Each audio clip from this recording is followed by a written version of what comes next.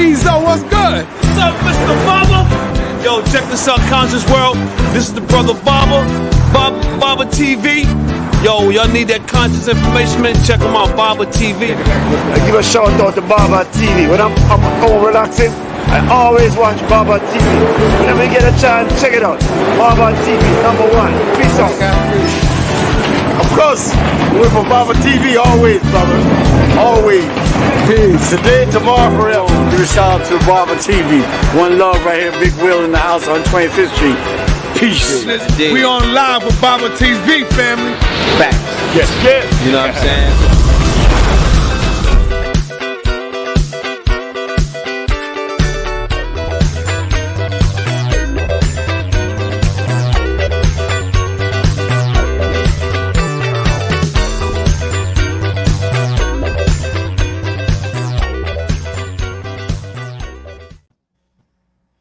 All right, family, peace.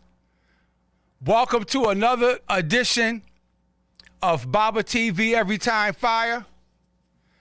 And it's my absolute, you see the flyer right there, I have Harlem in the building today. And whenever Harlem, shout out to New York, and a very special shout out to Harlem, which is the foundation of Baba TV. It wouldn't be no Baba TV without the wonderful, majestical, and beautiful, powerful black people of Harlem. Make no mistake about it. And so whenever somebody from Harlem comes on, know and understand that this is their home. Baba TV's home is Harlem's home. And with that being said, this brother right here, Brother Islam, SHABAZZ Allah, who has a very important message to bring to us today that I need, you need, we all need. I definitely need it because I keep flip-flopping, going back and forth. It's very difficult, I found, as I get older, to try to keep it the way I need to keep it, but that's all right because that's why I have my brother Islam, SHABAZZ Allah, here on Baba TV. I want to give a shout out to Melchizedek, Supreme SHABAZZ Allah, Universal High Priest of the Nation of Islam on earth and in the universe, who reconnected me with this brother. I said, brother Melchizedek, I know who he said. He know, you know him. He said he used to be right there on 125th Street, brother. He knows you and you know him. Well, once he told me it was Harlem in the house, that ended it. That ended the discussion right there. So I would like to introduce to some and present to others my brother, your brother, Brother Islam, SHABAZZ Allah. Receive him, family. Thank you. Assalamu alaikum, my beautiful brother.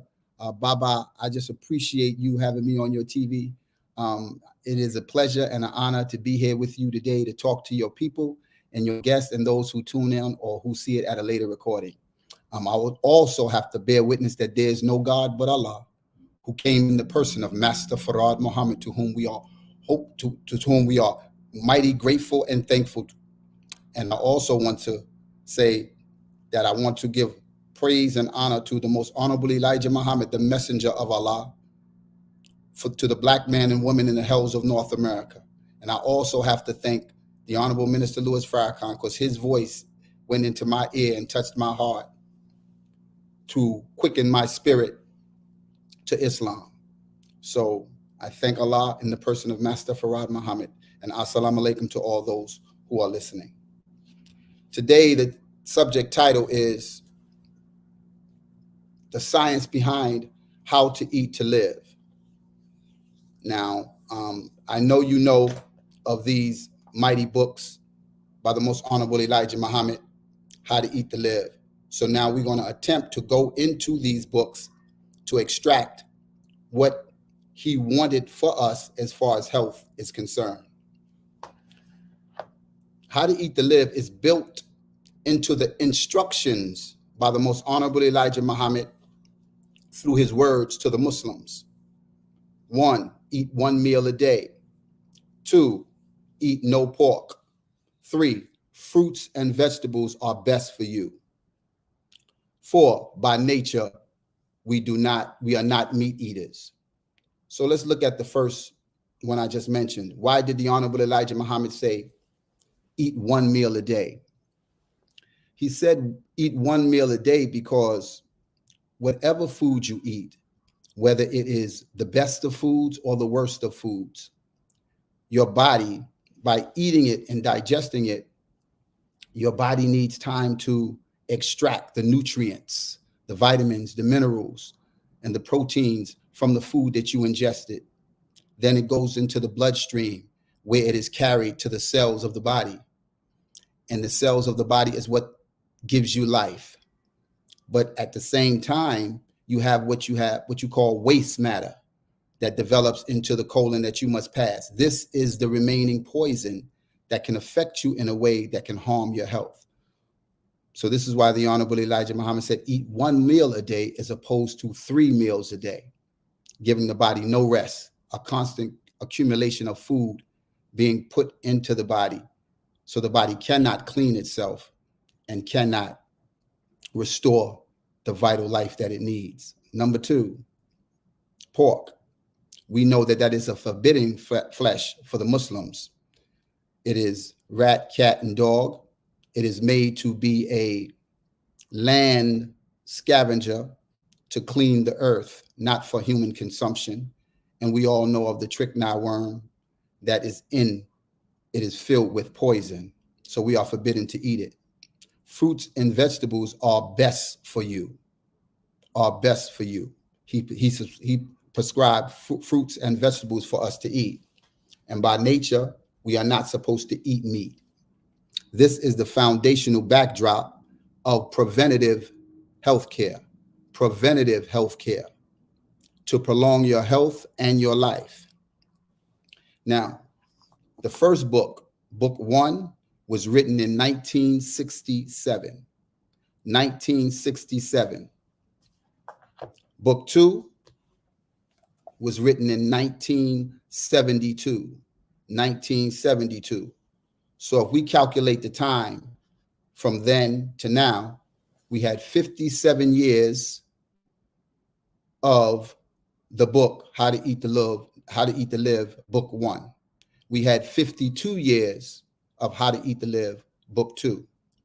Now, if we have those books and we left them on our bookshelf, collecting dust, or ignored them totally, or threw them in the waste basket, this is what might have happened. When you look at the current condition of America, not might have happened, this is what happened. The current condition of America, when you look at the state of Black America and their health statistics, this is what the state of Black America says when we talk about health. Black America is number 1 in heart disease, number 1 in heart attack, number 1 in stroke, number 1 in breast cancer, number 1 in prostate cancer, number 1 in colon cancer, number 1 in lung cancer, number 1 in obesity, number 1 in high blood pressure, number 2 in type 2 diabetes and cervical cancer. Now, you tell me, is eating 3 meals a day beneficial to you? If you look at the statistical numbers of what they say is the health of Black America, I would say eating 3 meals a day should be outlawed. And this is why the Honorable Elijah Muhammad instructed us to eat 1 meal a day. And I call to those Muslims who followed the Honorable Elijah Muhammad, or who's under other leadership, recognizing the most Honorable Elijah Muhammad, to get back to your 1 meal a day. We have all fall short of our 1 meal a day. But this is our preventative maintenance in healthcare.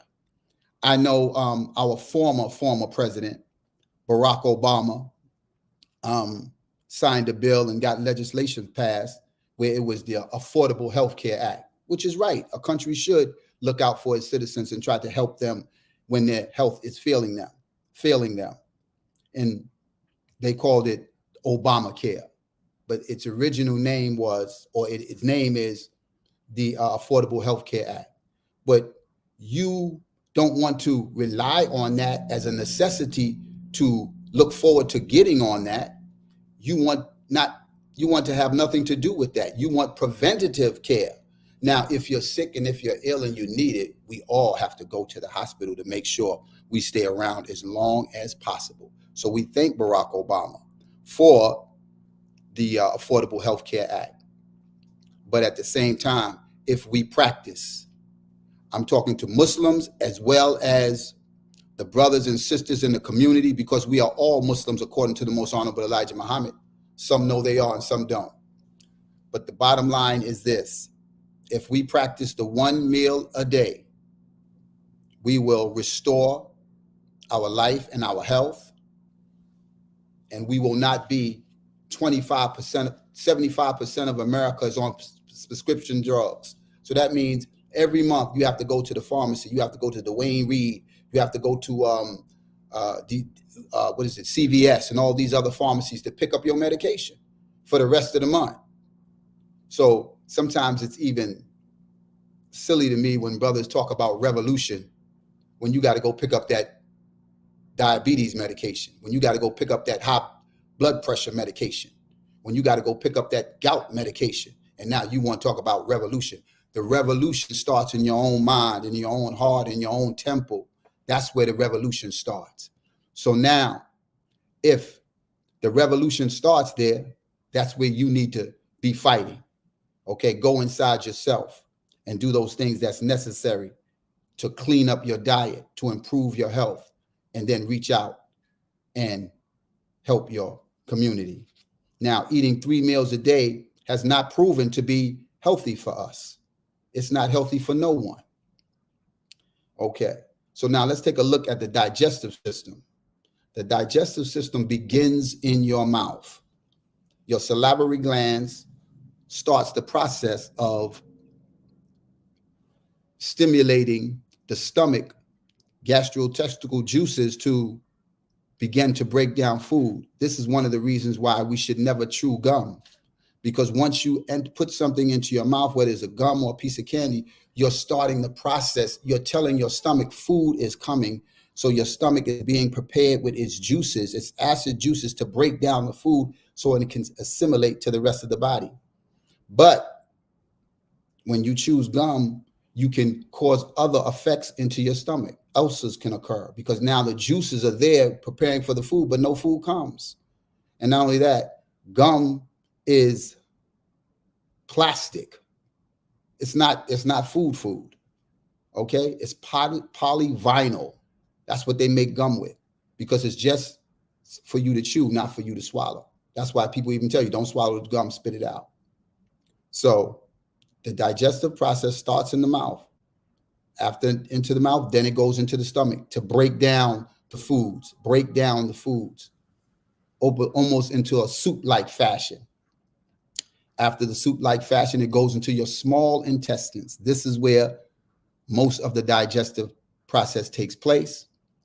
So once your body begins to break down the food in the small intestines, then it could be assimilated into the bloodstream. Where it's supposed to enter into the cells and restore vitality and life to the body.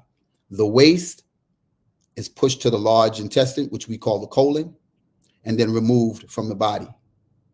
Okay, so the waste is what it is poison. So you can't stay with waste sitting in your colon and you continue to eat. This is why constipation is a problem.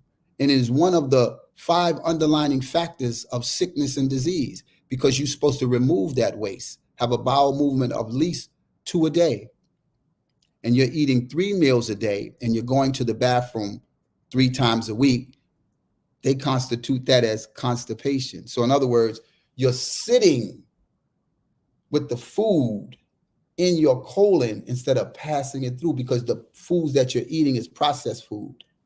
And processed foods do not leave the colon in the manner in which it should, because the small intestine is 22 feet long. 22 feet long. And I want meat eaters to really understand this, because I want y'all to understand what you're doing. When you say you eat meat and you need to eat meat for protein, the meat you eat don't eat meat. When I say that, the cow, the lamb, the chicken, the turkey, they don't eat meat. They eat vegetation. They eat the vegetation of the earth. But you're saying that you have to eat these meats for protein. Where do they get their protein from? Where do they get their source of nutrition from? Remove the middleman. Remove the cow. Remove the chicken. Okay? Remove the turkey. Remove the lamb and the beef. Remove that and go right to the source, which is the vegetation of the earth. This is what will keep you clean and wholesome. And when I give you the numbers on the small intestines of 22 feet long, and then the large intestine is 5 feet long, that is 27 feet long of digestive tract that you have in your system. And those animals that do eat meat, when you look at the lion, the tiger, these animals eat meat, but their digestive tract is about from 2 to 8 feet long, and they move it out of their system quickly because their digestive tract is so small. Ours is 27 feet long. We cannot move the waste matter out in the way that they would. So we're not designed to eat that kind of food. Okay, so that's to the meat eaters. We have to have this protein. Get your fruits and vegetables, okay? And you'll be healthy and alive. But when you eat 3 meals a day, what you're doing is you're overloading the system. You're taxing the system. You got to have breakfast, you got to have lunch, and you got to have dinner. And if you miss one, you're upset. You're mad, you're angry. The boss said you got to get back to work. You didn't miss your lunch hour. Now you're upset for the rest of the day. The bottom line is learn slowly, methodically, learn to eat 1 meal a day. Do it in an experimental way. Do 2 meals a day. See how you feel. After 2 meals, then introduce it to 1 meal a day. Right now, I'm observing Ramadan. We're in the month of Ramadan. And I'm observing Ramadan right now. But in all honesty, I have gotten to the point dietarily where I have mastered Ramadan. And when I say that from this perspective, because every day, 365 days of the year, quarter with the leap year, I eat 1 meal a day. 1 meal a day. So if you eat 1 meal a day, when Ramadan comes around, whatever month, whatever time period, it is almost to no effect. I'm eating 1 meal a day, every day, between 4 and 6 o'clock. So now I may have to wait additional 2 or 3 hours to eat because of the sunrise and sunset. I'm just saying now, when you practice what Elijah gave us, what the Honorable Elijah Muhammad gave us, this is absolutely gold for your health. This is why we call it preventative health care. Preventative. Who wants to go to the doctor and to the hospital when they're sick? And because now in reality, now the doctors are working hand in hand with the pharmaceutical companies, and they are dictating to the doctors what to prescribe to you, and then they'll get a kickback on their end. So when you go get that medication, that's the pharmaceutical company saying, "Yo, you don't forget, give them this. This is what we need to sell. This is what we need to get off the shelf." So I want to stay on my point, but I do want you to understand the harmful effects of eating 3 meals a day. We talked about the constipation issue because you're eating so much and you're not eliminating it. So now you're pushing poison back into the bloodstream. And then we eat so much sugar that now we're pushing sugar back into the bloodstream. Type 2 sugar diabetes is an disease that you give yourself. I'm going to say it again. Type 2 diabetes is a disease that you give yourself because you want to eat too many carbohydrates, white rice, white bread. All of these foods, what they're doing is they're saturating your blood with sugar. Okay? So anytime you have pizza and white flour bread and white rice and pasta and all of these foods, they are converted. Once you ingest it, they are converted to what they call glucose. It's just another name for sugar. Outside of the body, they call it sugar. Once it's in the body and broken down by the digestive system, it's called glucose. So now glucose is in the cells, not in the cells, but in the blood. And now your pancreas says, okay, we got to move on this. We got to get this insulin, and we got to open these cells, and we got to make sure that sugar gets into the cells for energy. But you do it so often that now you're throwing the body out of whack. So what they call is insulin resistance. The cell know when to open, don't know when to open. Should it open, let it in. So now the pancreas is all out of whack. So this is what and then you get what? Sugar diabetes. And now they're going to put you on another form of insulin to help you deal with the food that you want to continue to eat and make matters worse. And you know what sugar diabetes is. Once you start on that and you don't correct your diet, this is what you have to look forward to with sugar diabetes. Impotence. I'm talking directly to the men now. Impotence. Okay. We are living beings and we have wives and we want to have relationships with our wives. It's only normal. There's nothing strange about that. So you want to be able to pleasure her and she wants to be able to pleasure you. So in doing that, you don't want to be impotent as a man. Then the other thing is now you start getting your feet and your nail and your hands. There's no blood circulation going there. Why? Because the body's capillaries and veins are smaller in certain parts of the body. So in your toes and in your fingers and in your feet, they're smaller because the blood has to get there and come back and move back and forth.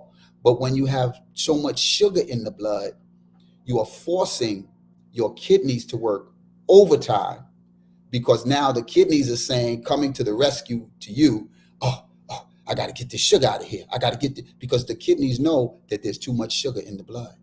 So now you want to run back and forth to the bathroom every 5 minutes, every 10 minutes, every 20 minutes. You go to sleep at night. You got to get up 4 and 5 times at the night. You can't get a restful sleep. Why? Because there's too much sugar in the blood. And when too much sugar in the blood, the kidneys go to work to get the sugar out because you don't want to stop eating sugar. And then what happens is it can also lead to kidney failure. And then next is a dialysis, which means you have no kidneys. The dialysis machine is being your kidneys for you to fluctuate the blood in and out, in and out, in and out in the filtration way. Then you get amputation on your toes, amputation on your foot, amputation on your leg, all because of diabetes, because you didn't want to stop eating that good, whatever you said it was. Oh, that was good. But we can't please our taste buds. We have to do what is best for the temple, okay? Because our body is a temple, right? So if our body is a temple, we want to put foods that is good for the temple so it can be here, okay? That is the key to eating. Eating is for the nutrients and health of the body, not for the pleasure of the tongue, because it tastes good. So we got to work on that, family. I'm with you. I've been there before. I never had diabetes, but I've been before I was eating 2 and 3 meals a day, 4 meals a day. I said, wait a minute, I got to get a hold of myself, So, and somebody also put there that you can lose your vision. And that's the other part. You lose your vision. You can't see. Now somebody got to walk you around because you don't want to eat that. You want to keep eating that cookie. So you don't want that. So what we have to do is learn how to exercise our will. Go inside yourself. Go pray. Go meditate. Ask for help from the Creator and begin search out ways where you can heal yourself. Okay. So those are the things that can happen to you. You have diabetes. And then the third is high blood pressure, because the food is consumed. Everything has sugar or salt in it. I don't care if it's ketchup. I don't care if it's mustard. I don't care if it's salad dressing, whatever it is, they put it in everything because sugar is really the #1 drug of America. I know we have the other drugs, but as far as dietary is concerned, sugar is the #1 drug of America. We have to stop consuming so much sugar, okay? Because they say sugar on the brain is dementia. They say sugar on the brain is the loss of memory. You can't remember, to the point where you can't remember. You don't want to do that. So we have to minimize our sugar intake as well. Eating the wrong foods. 70% of America's diet is processed foods. 70% of America's diet is processed food. What does that say? On the global scale, on the governmental scale, America really don't care. It says, that's what America says, I really don't care. Because what is important to me is my bottom line, not your health. And if you ask me, when you think about it, when you connect the dots, the FDA may be in bed with the pharmaceutical companies because it seems like they work off each other. Okay, you get them sick, and I give them the medicine. I mean, it's when you think about it and you study it and you connect the dots, you wonder. You remember that? I forgot it was a phrase they say. You go, you start thinking like that. Like, is it possible? You just never know. But 70% of America's diet is processed food, and processed meat is considered by the World Health Organization. Processed meat is considered by the World Health Organization a group 1 carcinogen, which means they know it causes cancer. They put it in the category of asbestos and smoking cigarettes in the same category, processed meat. Not because it may cause those particular cancer, but it has the potential to. It is known to, just like they put on the back of a cigarette carton, warning, cigarettes causes cancer. They're not saying you're going to get it, but they're letting you know, hey, there's a good chance you're going to get cancer here, man. So that's what the World Health Organization has said about processed meat. It is known to cause cancer. What is processed meat? Bacon, turkey bacon. I know some Muslims, I eat turkey bacon. Turkey bacon as well. Those lunch meats, all those lunch meats you go to the store and put that sandwich together. All of that is processed meat. Frankfurters, all that's processed meat. It has a potential to cause cancer. And then if you're eating, look at this, multiply this. If you're eating that, if you're eating a breakfast in the morning, you have bacon or turkey bacon, whatever, sausage, whatever you want to eat. And then lunch, you have a sandwich or whatever the case may be. That's more meat. Then for dinner, you have something else. Now, that's 3 meals sitting in your colon that's processed. The potential of you getting colon cancer and stomach cancer has risen 18%. So we have to be in charge of our health, literally be in charge of our own health. Red meat, beef, lamb, and pork are classified as a 2A carcinogen, meaning probably. That's what they say. They say probably. I have my thoughts about that, but I won't share them at this time. Probably causes cancer. But we want to eat fruits and vegetables to prolong our life and health. And even in that, we want to make sure we have a proper elimination process. The proper elimination process. This is why fiber is so important. This is why green leafy vegetables are so important. This is why fruits are so important, because mainly fruits are what cleanses you, what cleans you. It helps you move to the bathroom regularly without a problem. And then the vegetables come in to build and as well as clean, to sweep the colon as well as to build the blood and build the body. So we want to do that. I also want to talk about what does fasting do for the body now that we're in the month of Ramadan. Because when I look at the Most Honorable Elijah Muhammad and his instructions to the Muslims, really what he had asked us to do back then, when you think about the 30s, the 40s, the 50s, and the 60s, when I told you these books were actually printed, I should say, the wisdom and knowledge he was always giving us, but he printed these books in 1967 and 1972. It was really mind-boggling what he did. And when I say mind-boggling, when you take a people from the South who've been steeped in the worst food on the planet, and now you're asking them to give up 3 meals a day to 1 meal a day, and then you're asking them to give up their staple diet, which is pork that the slave master put them on, which they turned into a delicacy, so they say, but you can't turn the effects of the food into a delicacy. You can call it that, but it is still a forbidden animal that we should not eat or even touch its carcass. So we can call it what we want to call it, but eventually it will be sugar diabetes, high blood pressure, hypertension, gout. That's what it's going to be, but you can call it a delicacy.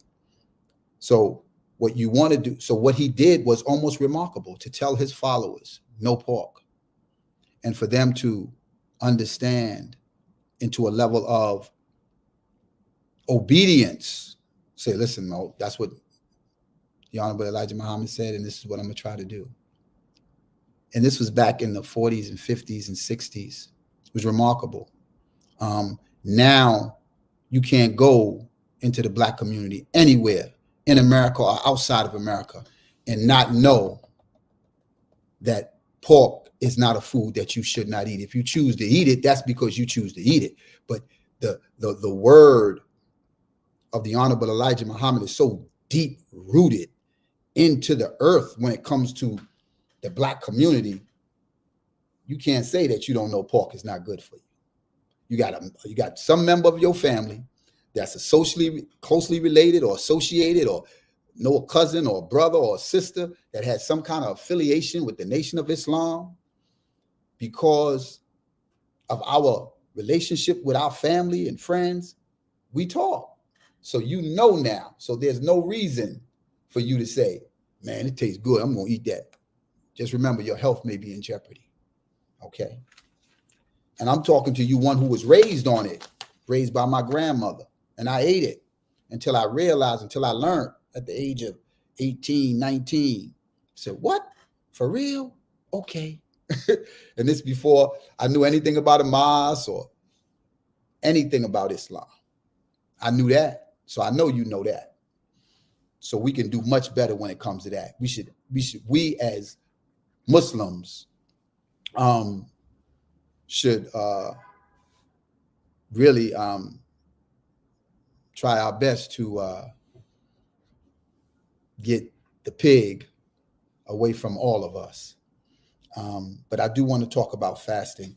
I don't want to get off course here. I did have some notes, so I wouldn't get off course. I don't want to continue to talk and then not make my points. They have something now, I think it started in the last 3 to 5 years, called intermittent fasting. And this is what some scientists sat around the table and studied the biology of the human being. They took, in my opinion, this is my opinion. I'm not saying that they said this. I'm saying this is my opinion. They took what the Honorable Elijah Muhammad was doing with the 1 meal a day, and they named it intermittent fasting. And now it's a fad. And when people want to lose weight and fight disease and do all these other things, they want to implement intermittent fasting. And what that is they pick a certain window in which to eat and not eat. For instance, if you're on intermittent fast, what you say is, okay, I'll eat from the hours of 12 noon to 12 midnight. Not that you'll eat all of that time, but that is the period in which you can eat. After from 12 noon to 8 p.m. I'm sorry, I shouldn't have said 12 midnight. From 12 noon to 8 p.m. That is the window in which you can eat. Now, once the clock hits 8 p.m., you can no longer eat any more food. All you can do is drink. So if we have 24 hours in a day and you're eating between 12 noon and 8 o'clock, that's what, 8 hours. So you got 14 hours, you got 8, 12, you got 16 hours that you can't eat, right? So that's what they call intermittent fasting. And then they break it down even further. They say, okay, some people say I'm gonna do 5 hours. So they'll do from 1 to 6 or from 12 to 5. And then some people, now I'm gonna do 4 hours. So now the more you decrease the hours, the better off for you. And they have found this out. So now you got people cutting it down to 2 hours. When the Honorable Elijah Muhammad said, eat 1 meal a day. And when you look at that 1 meal a day, basically you're not eating for almost 22 hours or 21 hours. And I want to show you what that does. Okay. Now, when you first eating, whatever you put in your mouth, whatever you eat and whatever you ingest, it turns into sugar, glucose. I talked about that before when we talked about sugar diabetes, right? So it turns to glucose. So now your body is running on sugar because you just ate, it digested, it's going into the blood. So you're moving, you're functioning, you're taking care of your children, you're going to school, you're going to work, you're taking care of your business, but you're functioning on the sugar. After 12 hours, you have depleted the sugar. So now you tap into what they call fat. You go into your fat reserves and you start pulling from there. Okay. And after you pull from there for a while, you go into 16 hours later, you go into what they call ketose. The body goes into a state of ketose. And when you enter the state of ketose, that is when the body burns fuel so efficiently, it is almost as if you are hovering, even though you're moving and you're doing everything you need to do. You go into a ketose state. And after the ketose state, after a 24-hour period, and remember what the Honorable Elijah Muhammad said, eat 1 meal a day or 1 meal every 2 days or 1 meal every 3 days. Now, this is the science behind it. Then when you reach the 24-hour period, what happens is something called autophagy. This is what they say. Now, what I'm telling you, I heard cardiologists, surgeons, people high in the medical field talk about this. They have studied this. One guy, he's very well known. His name escapes me now. He said he went into studying fasting because he didn't believe it worked. So they're just doing that. I don't know. It's for religious purposes. So he said, I went in as a skeptic. I didn't believe it could work. He said, but when I finished my study, I was amazed and applauding what fasting does for the body. So what autophagy is when the cells in your body begin to repair themselves. Once it gets to the level of autophagy, now any debris that you have laying over in the cellular process of the body, any abnormal cells, any precancerous cells, all of those begin to clean up and be used for energy for you to move and function and do it's called autophagy. And don't take my word for it. Look it up. You'll find it. Look it up. And you'll see it cleans up the body, restores it to health. This is why the Honorable Elijah Muhammad said, fasting cures 99% of your ills. This is why he said that. Now we understand what he meant. Maybe we didn't understand at that time, but we understand now. And this is his vision when you look at us in 2024. And I just read off to you that we are number one in everything. Number one in everything. But this is why we need to get back to that 1 meal a day and strengthen it and strengthen it and strengthen it. And you know what else it does after the 20 to 24 hour period of fasting? Your body creates growth hormone, HGH, naturally.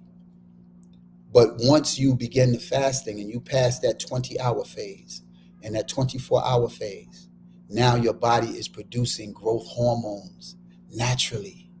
And if you know you had to go out and buy that, it's anywhere between $300 and $700 for a little small vial of HGH. But you can do it naturally. And HGH is what? The youth hormone. It keeps you young. It keeps you vital. It keeps you strong. That's what it does for the body. It's very prevalent in young people, but you can create it in your body over a fasted period of time. This is why the Honorable Elijah Muhammad said you can return back to 16 years of age with that wisdom. So I want to give you the science behind how to eat to live. So it's not, oh, we just want to eat one meal a day. No, we understand that we would rather have preventative health care than be going to the hospital taking care of ourselves, you know? And personally, I don't want to be going back and forth to the hospital, getting checkups. You looking forward, you become a senior citizen now. Now you got to go, you can look forward to your checkup. I got to get my assessor ride. No, you don't need no assessor ride, mama or papa. Get on that one meal a day. Weed yourself to it. I'm not saying just, I heard the brother, I'm gonna get that one meal. No, I'm not saying that. I don't want you to hurt yourself. We want ease for you. Gradually, but do it. It's important, okay? I'm in the gym every day, 5 days a week, an hour and a half to 2 hours a day, because I want to be on the planet. I want to be living, and I want to eat to live, so I eat one meal a day. And I think I've come to my conclusion, but I do want to say this, though. Please go get your checkups. Make sure you are okay and make sure you're running fine, because it's important for us to get our checkups to make sure where we're at in our health, and we can do what we need to do in order to continue our life on this planet and be with our friends and our family and everyone else. Thank you for listening. I appreciate you. Assalamu alaikum.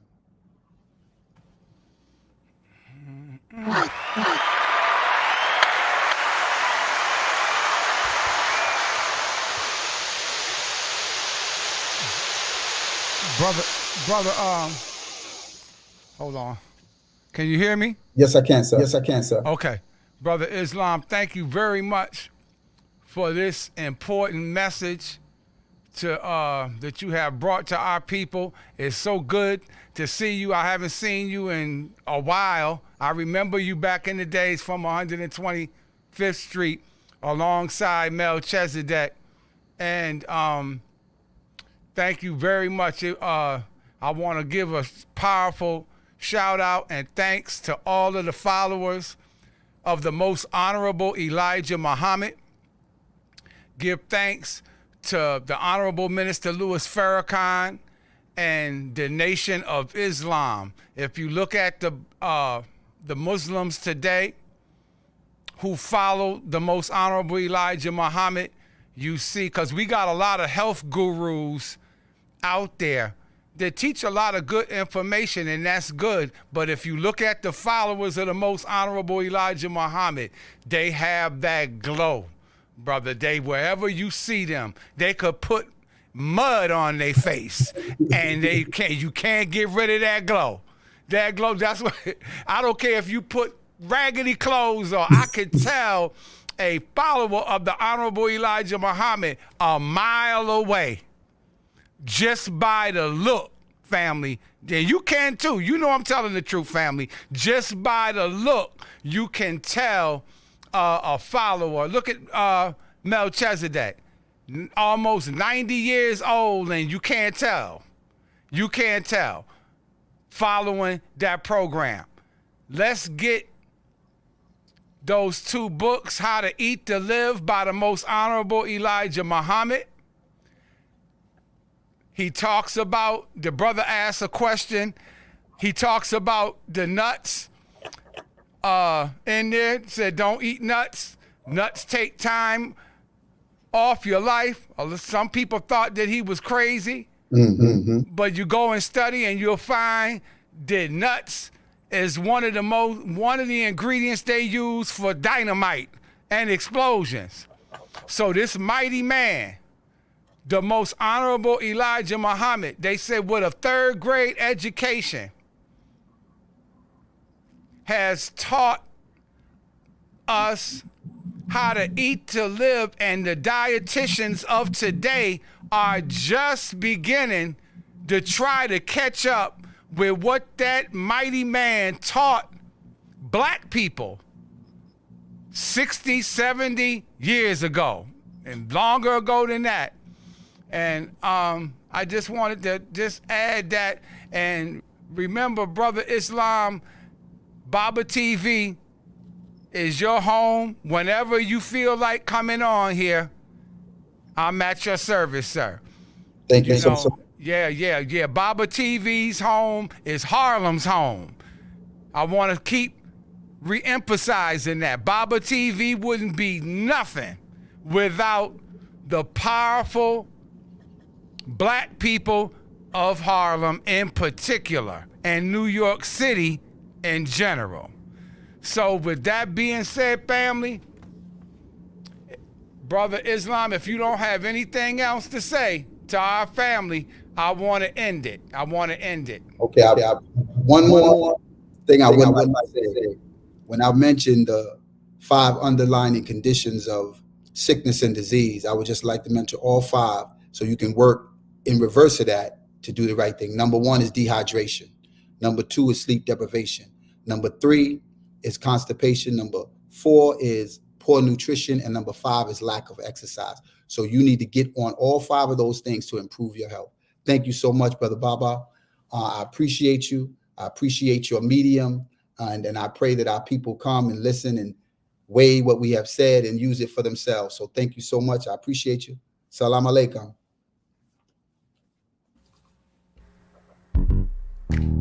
Black Power, Baba TV, yeah, Black Power.